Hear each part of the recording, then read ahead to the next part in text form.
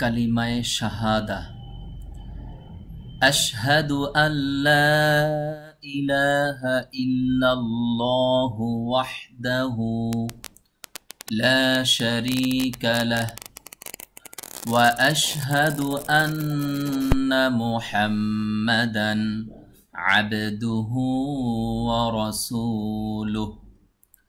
আমি সাক্ষ্য দিচ্ছি যে একমাত্র আল্লাহ ছাড়া কোনো ইলাহ নেই, তার কোনো শরিক নেই, এবং আমি সাক্ষ্য দিচ্ছি যে মুহাম্মদ সাল্লাল্লাহু আলাইহি ওয়াসাল্লাম তার বান্দা ও রাসূল।